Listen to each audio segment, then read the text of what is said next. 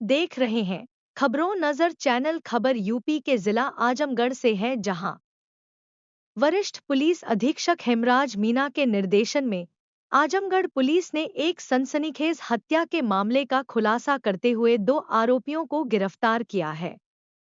स्वाट team और कप्तानगंज थाने की police ने संयुक्त कार्रवाई करते हुए यह सफलता हासिल की।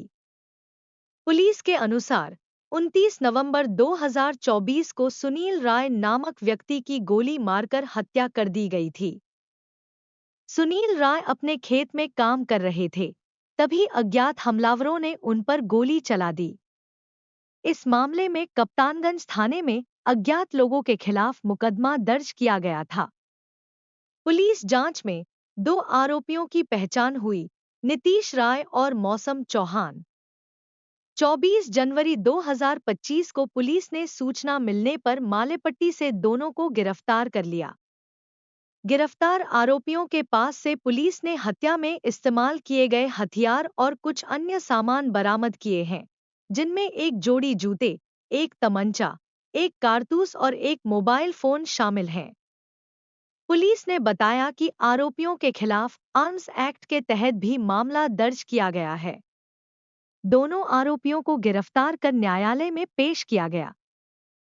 नवंबर में एक घटना घटी थी जिसमें एक व्यक्ति की गला काट करके हत्या की गई थी। गोली चल लगने का भी मामला था। कैसे खुलासा हुआ है सर ये पूरे मामले का?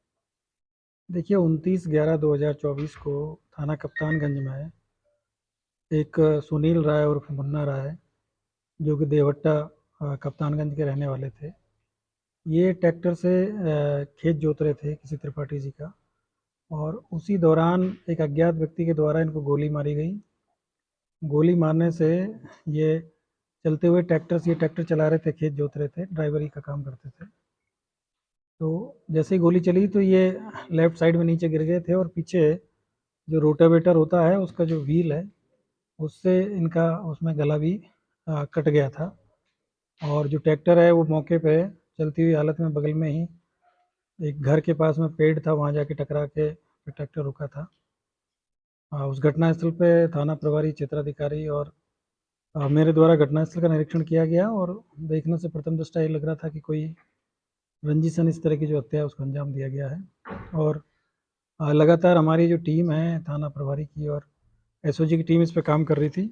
आज इसमें 2 लोगों को गिरफ्तार किया गया, जिसमें एक का नाम नीतीश राय पुत्र सत्यदेव राय उर्फ पप्पू राय है, और दूसरे हैं वो मौसम चौहान है। ये दोनों ही थाना कप्तानगंज के रहने वाले हैं। एक जो देवट्टा के रहने वाले हैं, और दूसरा माले पट्टी के रहने वाले हैं। इनके पास से एक 315 बोर का तमंचा भी बरामद हुआ है, और जो घटना के दौरान इन लोगों के द्वारा जो मोबाइल प्रयुक्त किया गया था वो भी इनके पास से मिला है।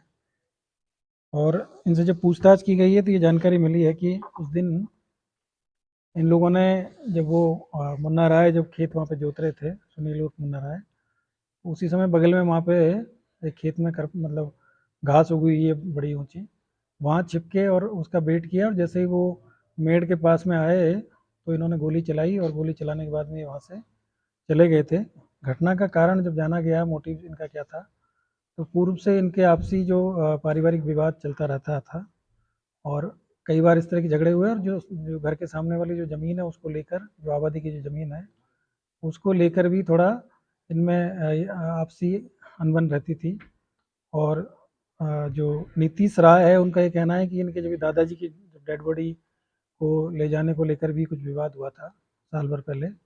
और अभी घटना से करीब 1 महीना पहले भी इनमें किसी बात को लेकर कहासुनी हुई थी, तो तभी से इसने प्लान बना के, और जो इसका दोस्त है मौसम चौहान, इन दोनों ने प्लानिंग किया, और प्लानिंग के तहत नई सिम खरीदी, और नई सिम खरीदने के बाद में इन्होंने इंतजार किया कि जिस दिन ये खेत जोतने जाएंगे दूरस्थ कहीं पे, अपने अपने गांव के अलावा किसी दूसरे गांव में, तब ये घटना को अंजाम देंगे। उस दिन ये 4 मतलब दिन में करीब 12-1 बजे के आसपास में अपने घर से खेत जोतने के लिए निकला था। उसी दौरान फिर इन लोगों ने प्लानिंग किया, और करीब शाम को 5 से 5:30 बजे के आसपास में इन लोगों ने इस घटना को अंजाम दिया, और वहीं से फिर ये लोग वहाँ से भाग गए।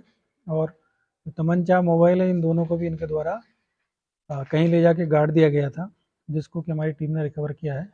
तो आज इन दोनों लोगों को गिरफ्तार करके जेल भेजा जा रहा है, और साथ ही साथ जो नीतीश राय के जो पिता हैं, पप्पू राय, इसमें भी इनको भी 120 का इसमें मुलजिम बनाया गया है। इनको भी गिरफ्तार करके इसमें भी जेल भेजा जाएगा। परिवार ने आशंका व्यक्त की थी इनके लिए अज्ञात मुकदमा दर्ज था, तो या पुलिस ने ट्रेस किया, कैसे क्या? कि परिवार को इनके ऊपर शंका थी, लेकिन कोई उनके पास में इस तरह का कोई सबूत नहीं था और कोई इस तरह का साक्ष्य नहीं दे पा रहे थे वो लोग। तो हम लोगों ने सर्विलांस के माध्यम से इसमें जब जानकारी किया तो ये जानकारी मिली थी कि इनके द्वारा एक मोबाइल जो 23 नवंबर को लिया गया था और 29 नवंबर को इन्होंने बंद कर दिया था उसको। उसके बाद से उसका इन्होंने यूज नहीं किया, तो उसी पे हमको थोड़ी सी शंका हुई और काफ़ी इसमें मेहनत की गई, तब जाके ये चीज़ें सामने आई। सर, चूंकि जिस तरीके से उस घटना स्थल का निरीक्षण आपने किया और वहाँ के जो फर्स्ट प्रिमा फेसाई जो तस्वीरें वहाँ की थी, पुलिस को इन्वेस्टिगेशन में कितनी मेहनत करनी पड़ी और उसको कैसे रोक किया गया आगे से? देखिए, प्रथम दृष्टया देख के लग रहा था, क्योंकि जो गोली लगने से ही उनकी मृत्यु हुई थी और जब मैंने घटनास्थल का निरीक्षण किया गया था तो वहाँ देख के लग रहा था कि ट्रैक्टर चलती हुई हालत में उनको गोली मारी गई थी।